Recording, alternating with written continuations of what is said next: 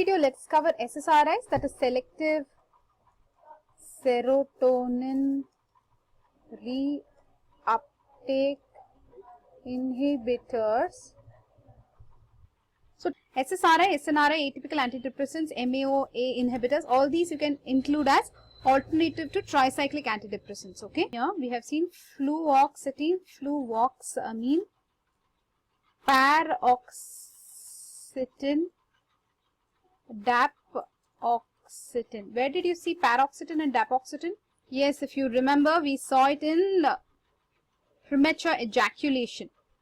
It's not very clear here. Anyways, premature ejaculation, we saw SSRIs like paroxetine, fluoxetine, dapaoxetine, and we have seen in obsessive compulsive disorder we can give fluvoxamine, right?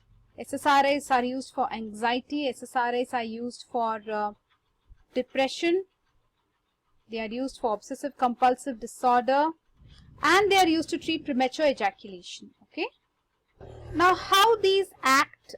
They increase the serotonin level. These are selective serotonin. So, only serotonin level will be increased by blocking the reuptake of the serotonin into the neuron. They increase the availability of serotonin at receptors in the central nervous system and enhance serotonergic activity. Okay. And they also inhibit the serotonin transporter, that is SERT. So, by these two mechanisms, it will increase serotonin, right? And serotonin levels will increase and the depression will go away. Fine. The main thing is why it is preferred to TCA. This is the question. The question that will come for you is this one. Preferred to TCA. Why? This is what is the question that will come for you. You have to answer this question. So, basically, it does not have, first list all the side effects of TCA, like the HAM side effects, then the sexual side effects, then you have the weight gain, then what else you saw?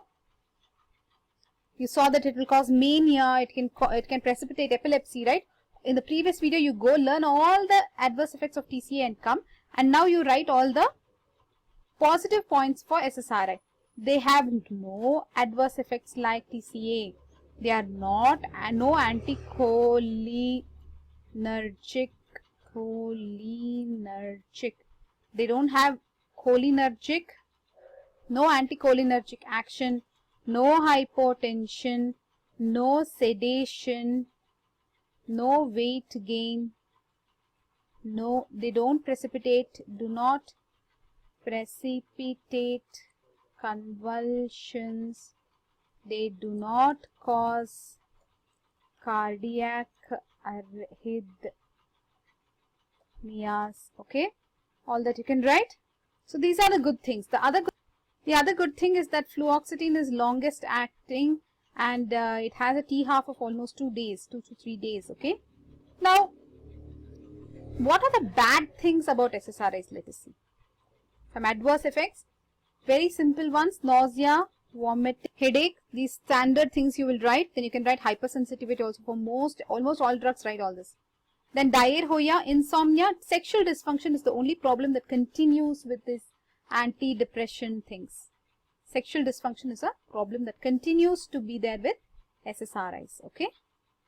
So let us look at the revision in this video. SSRIs are selective serotonin reuptake inhibitors. They are antidepressants. They are the first line of drugs actually.